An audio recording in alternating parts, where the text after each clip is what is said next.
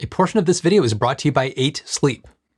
Whether it's to regulate the temperature of food, medicine, or people, we'll always need some form of cooling tech to survive. We tend to turn on air conditioning to solve these problems, but that's stuck us in a positive feedback loop that isn't all that positive. Hot days are becoming hotter, and the demand for cooling is surging. So how do we break the cycle? Well, a team of researchers from the Massachusetts Institute of Technology have an idea. Stack the same cooling techniques we've been using for thousands of years by harnessing the power of aerogel.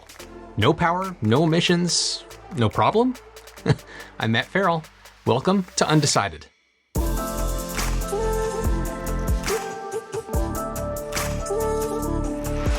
Before we get into MIT's aerogel proposal, it's important to discuss why curbing our AC addiction is necessary. It's because the way things are going, we probably shouldn't be keeping our cool about how we keep ourselves cool. According to the Clean Cooling Collaborative, 20% of the world's electricity is spent powering air conditioning and electric fans. And as temperatures intensify, usage is increasing. At this rate, the global number of AC units is projected to triple by 2050. The International Energy Agency reports that last year in particular saw cooling demand account for about 16% of all energy used in buildings worldwide for about 2,000 terawatt hours. Now, the problem isn't just a matter of energy use either. Air conditioning is a major contributor to CO2 emissions. The indirect CO2 emissions from cooling buildings more than doubled between 1990 and 2021 to about 1 gigaton. And if that wasn't bad enough, AC also releases hydrofluorocarbon refrigerants, or HFCs, which pollute the atmosphere even more. And they're thousands of times more potent as a greenhouse gas than CO2. Now that said, air conditioning isn't our only option. People have been using natural methods of staying comfortable indoors for thousands of years. We can see them in historic buildings all over the world, from the wind catcher towers in the Middle East and North Africa, to courtyards in China and Spain, and the sleeping porches in the American South. These structures aren't just for show, they're examples of passive cooling, architectural elements that control both the loss and gain of heat. So managing a building's temperature without consuming electricity or producing carbon emissions is nothing new.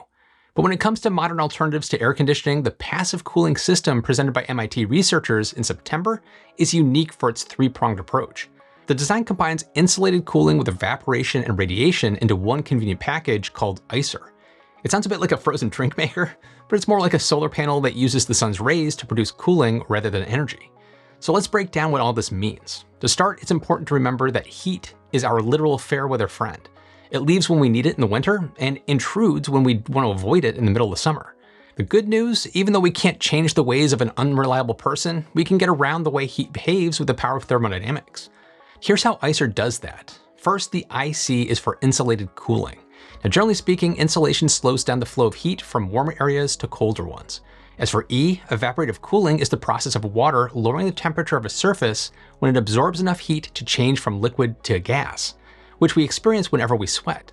And lastly, R, which is radiative cooling, is the loss of heat through thermal radiation, like when the Earth radiates heat out into space. Now, this is what causes the chill that we feel on cloudless nights, and it's also how people of Iran and India managed to make ice long before we could pop a tray into the freezer. Now, in the context of reducing our reliance upon air conditioning, there's promising developments on the use of radiative sky cooling to effectively shoot heat into space. I talked about how radiative cooling is being implemented in a previous video. It's pretty cool. The MIT researchers behind ICER, though, do note that high-performance radiative cooling is typically limited to specific climate conditions. So now that we know the principles ICER operates on, how does it work? Well, one important aspect to that is what NASA calls one of the finest insulation materials available. And while it's not the finest insulation material available, it's still a pretty incredible piece of tech that you can get for your home, and it comes from today's sponsor, 8 Sleep. I'm pretty sure I'm not alone when I say that I struggle to get a good night's sleep every night. I either get overheated in the middle of the night and throw covers off, or I get too cold and need to find a cover to pull back onto me. And when I don't get consistent sleep, I tend to get migraine headaches, which is not fun. I've been using 8 Sleep's pod cover for a little over a month now and have seen a huge improvement in the quality of my sleep. The cover tracks your sleep stages and temperature and automatically adjusts the temperature up or down to improve your sleep based on your sleep stages. It's the first sleep tracking system that I've ever used that actively adjusts things to help you sleep better. You can adjust each side of the bed independently so your partner can have their own preferences set. And my wife is absolutely loving our 8 Sleep pod. I've seen a huge improvement in how I'm sleeping each night. 8 Sleep has offered me an incredible discount for all of you on either their pod cover, which is what I have, or their pod mattress, which has their technology integrated. Use the promo code in the link in the description to get one today. I highly recommend it. Thanks to 8 Sleep and to all of you for supporting the channel. So now that we know the principles ICER operates on, how does it work? You can think of it like an open-faced sandwich. On the top layer is aerogel. Aerogel is basically what you get when you put a gelatin mold into a dehydrator, assuming you like the taste of plastic. Now, normally doing just that would reduce the dessert to the powder that you started with, but the magic of aerogel is that it retains its shape even after its initial gel form loses all its moisture. The result is a solid but extremely light chunk of what NASA calls one of the finest insulation materials available. It's really kind of trippy stuff. Now, this is because aerogel is like a sponge, but with pores too tiny for the human eye to see. They make up 95% of aerogel's volume, giving it a very low density. Now, these pores are smaller than human hair, about the same size as air molecules. Now, air has low thermal conductivity, meaning that it's difficult for heat to pass through it. So as a result of these factors, air doesn't have much space to flow freely through aerogel, making it very effective in thermal insulation. Effective enough to use while exploring the cold void of space. Now, speaking of space, infrared radiation passes right through aerogel. That's why ICER's top layer can both insulate and allow for radiative cooling. Hydrogel is the next layer of the ICER sandwich. As the name implies, it's the wet sponge to aerogel's dry sponge, full of water instead of air. This water is the singular resource that ICER consumes. As it evaporates over time, it rises past the aerogel and out into the open, taking heat with it. When the hydrogel eventually dries out, recharging ICER is simple. All it needs is someone to just add water. And the researchers estimate that the setup can continue to function unattended for about 10 days in most cases, or even over a month on the US's west coast. In hot arid regions like Las Vegas and Phoenix, a single charge cycle can last about 4 days. Now, beneath the hydrogel lies ICER's third and final layer, which is the mirror-like base. It reflects sunlight back through the layers above it, preventing the device's materials from heating up. ICER's aerogel is highly reflective too, providing even more resistance against the sun's heat. So far, ICER has only been tested on a small 10cm wide scale on top of an MIT building's roof. However, the results were significant. The researchers reported that even under poor weather conditions, ICER's capabilities represented a 300% improvement upon a radiative cooler. This amounted to ICER reaching 9.3 degrees Celsius below ambient temperature under direct sunlight. Now, beyond its potential as a standalone cooling system, ICER could also be used in retrofitting existing air conditioners to improve their efficiency. Its inventors referenced a 2017 Stanford University study that used radiative cooling panels to lower the temperature of running water. Using a simulation, Stanford researchers estimated that these panels could reduce the electricity consumption of an office building's AC system by 21%. The MIT team predicts that ICER could save even more energy when integrated in a similar way. This means that ICER might not necessarily need to replace an air conditioner, allowing us to work with what we've got, meaning this could be an additive solution instead of a replacement. ICER could also make a big impact on the way that we store food. One possible application is the preservation of fruit and vegetable crops on off-grid farms, no energy necessary. The researchers calculated that cooling food containers with ICER could extend shelf life of produce by about 40% in humid areas and over 200% in drier ones, especially in regions where traditional cooling systems are restricted by a lack of water or energy. ICER could theoretically prolong the shelf life of food when it would otherwise spoil. It would be like having a cooler that cools itself. But don't throw out your ice packs just yet, because manufacturing polyethylene aerogel, or PEA, is unfortunately more complicated than sticking wobbly jelly into a dryer. It's a delicate operation that requires slowly removing solvents without compromising the structure of the gel. This is accomplished through critical point drying, or CPD, which uses expensive special equipment. As the researchers note, the CPD process is not scalable. Long story short, producing aerogel that the ICER depends on, it's not cheap. But there's still room for optimism. I mean, it's what motivates me to make the videos on my channel. ICER's aerogel component is the only one that isn't freely available right now, but that might change as aerogel becomes more popular as a material for tech like supercapacitors and batteries. In the meantime, the MIT team is seeking out a viable way to cut down the costs. This could look like using freeze drying rather than CPD during production, or swapping the PEA with a different kind of insulation altogether. In fact, we already know this is feasible. Researchers from Nanjing Forestry University in China and University of Applied Sciences and Arts in Germany have also designed an aerogel-based passive cooler that blends radiative cooling and thermal insulation.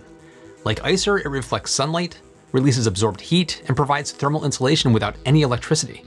The difference is that their aerogel is composed of cellulose nanocrystals and just so happens to be made using freeze drying in a process that can be scaled up. So how does cellulose nanocrystal aerogel, or CNC, compare with PEA? Well, hopefully all this talk about jelly and sandwiches hasn't got you hungry, because it has for me, because it's getting very close to lunch. Because here's another food analogy. Marshmallows are a lot like aerogel. They're made of a gelatin, and they're full of air. When marshmallows are cooked in a microwave, they inflate. PA poofs up in a similar way as it's made. In both cases, you end up with a big, fluffy solid full of trapped air, but you can't do much to change its shape. CNC is another story. It's more like a soft-serve ice cream cone, which you can carefully turn to form its iconic twisted look. When producing CNC, scientists have a similar level of control over its structure as they direct the bonding of the compounds that make it up. Like other types of aerogel, CNC has low thermal conductivity. However, gel-based networks of chemicals tend to be a little more brittle, and cellulose nanocrystals are more robust. The CNC created for this particular study is also white and highly reflective. It also doesn't hurt that cellulose is the most abundant biopolymer on Earth. But did the cellulose aerogel perform as well? Well, it turns out the results published by the joint research team in May are very similar to ICER's. To refresh your memory, ICER's cooling was powerful enough to reach 9.3 degrees Celsius below ambient temperature under direct sunlight. The CNC-based cooler managed a drop of 9.2 degrees Celsius under direct sunlight, and roughly 7.4 degrees in what researchers call hot, moist, and fickle weather. I love the fact they use the word fickle. And using modeling, the researchers estimated that their CNC cooler could reduce energy consumption in China-based buildings by about 35%. Aerogel is clearly a valuable resource in the realm of thermal insulation, but how does it compare against existing insulation materials in the real world? In a study published in September, a group of researchers from universities in China and Australia put their own formula to the test. Called anisotropic cooling aerogel, or ACA, is produced with freeze-drying like CNC. What makes ACA's development different, though, is that it's inspired by 3D printing. The researchers built their aerogel panels block by block the same way a 3D printer builds an object in layers. This provides them with enough precision to keep the dimensions of the gel's pores aligned and consistent in their dimensions. As for what anisotropic means and why it matters, most materials are either isotropic or anisotropic. If something is isotropic, its properties are even and identical throughout, regardless of the direction that you measure it, so it's nice and predictable, like both glass and metals. Otherwise, a material is anisotropic, meaning that its properties aren't even or identical. Wood is a classic example. It's stronger along its lines or grain than against it. According to the researchers, anisotropic aerogels with highly lined pores act as a better insulator than isotropic ones, so it's worth finding ways to produce them. And the ACA did deliver. When the team placed the gel on a hot plate heated to 90 degrees Celsius, its top surface eventually remained steady at a temperature of about 41 degrees Celsius. By comparison to existing insulation products, EPS foam and silica aerogel became 6 and 10 degrees Celsius hotter than the ACA respectively. In another series of tests, the researchers measured the ACA's thermal insulation capacity on a hot and humid day in Hong Kong. Under direct sunlight, the ACA panel maintained a lower interior temperature than 4 other insulation materials: brick, glass, EPS foam, and silica aerogel. Now, the ACA also demonstrated passive cooling with a drop of 6.1 degrees Celsius below ambient temperature. These experiments offer an exciting look into aerogel's capacity for passive cooling, but even so, it'll be some time before mass production of aerogel coolers is practical. In most cases, aerogel panels can be as much as 10 times more expensive than traditional insulation materials, whether they're composed of silica or cellulose. Aside from cost, the majority of testing has only been done at a lab scale. But that's not to say that aerogel is light years away from existing in our homes and workspaces. Its insulating properties are also useful in another essential part of architecture: windows. Poorly insulated windows can be more wasteful than you might think. According to MIT, each winter, windows across the US lose enough energy to power over 50 million homes. To address this problem, the US government's Advanced Research Projects Agency Energy, ARPA-E, began funding the production of materials that improve the energy efficiency of windows in a program launched in 2016. The 14 teams in the single-pane, highly insulating, efficient Lucid Designs, or SHIELD program, are developing products to apply to window panes and new window pane designs for retrofitting. Of these 14, 4 projects involve aerogel. And in 2019, MIT announced its success at fabricating a transparent form of silica aerogel. The research team estimated that a double pane window with its air gap replaced by its aerogel panel would be 40% more insulating than traditional ones.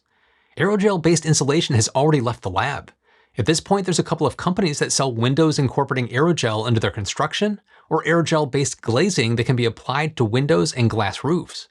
We're long past wondering whether passive cooling with aerogel is possible, and the hurdle at hand is eliminating the barriers to widespread use. So are you still undecided? Do you think aerogel is going to make an impact on cooling systems? And would you want to retrofit your AC with one of these cooling panels? Jump in the comments and let me know. And be sure to check out my follow-up podcast, Still to Be Determined, where we'll be discussing some of your feedback. If you like this video, be sure to check out one of the ones over here. And thanks to all of my patrons for your continued support. You're helping to make these videos possible. And thanks to all of you for watching. I'll see you in the next one.